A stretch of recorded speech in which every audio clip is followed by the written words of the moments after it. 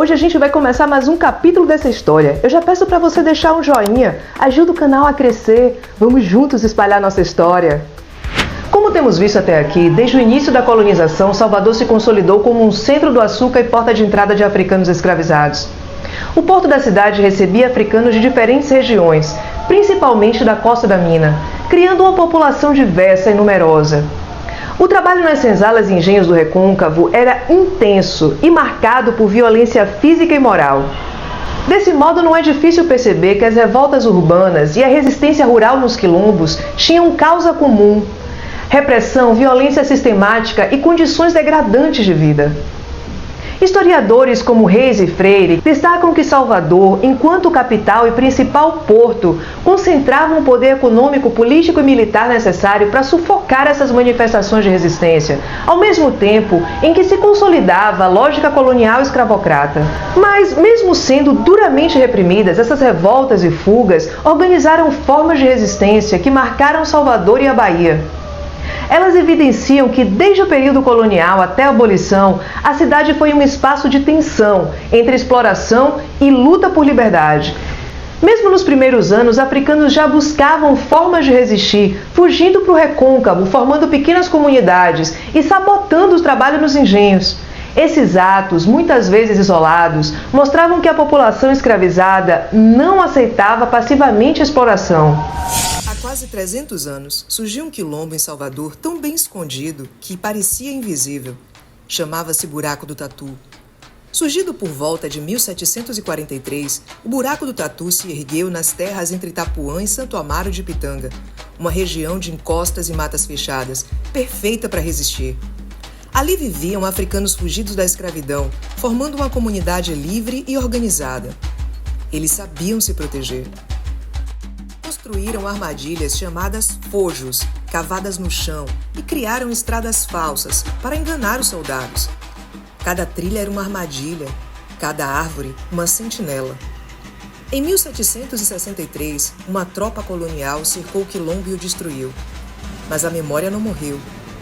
Hoje, documentos e mapas originais guardados no Arquivo Público da Bahia provam que essa história existiu e que resistir era possível.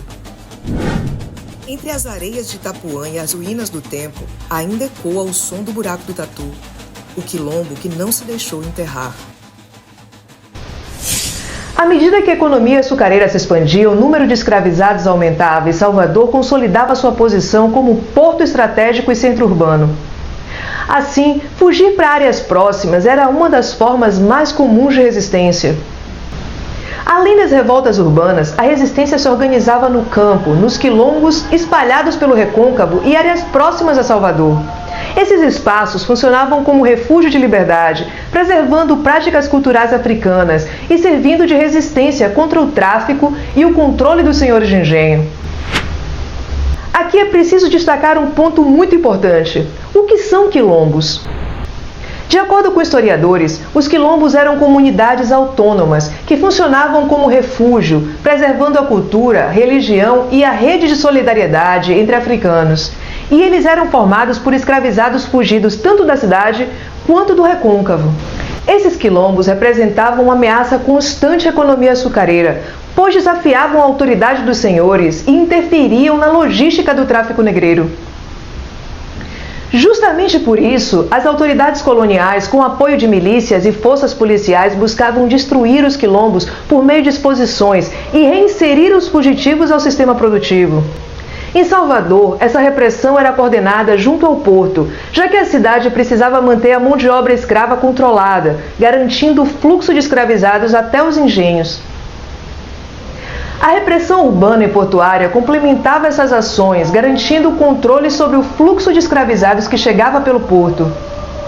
Inúmeros historiadores destacam que a brutalidade dos engenhos e o tráfico constante tornaram a Bahia palco das primeiras formas de resistência coletiva à escravidão. Fontes coloniais, como as cartas jesuíticas e os registros da Câmara de Salvador, mencionam diversas fugas e levantes já desde o século XVI. Durante o século XVII, esses focos de resistência se multiplicaram. Documentos da Capitania da Bahia, como o Livro Velho do Tombo do Mosteiro de São Bento, registram sucessivos ataques de quilombolas a fazendeiros e engenhos.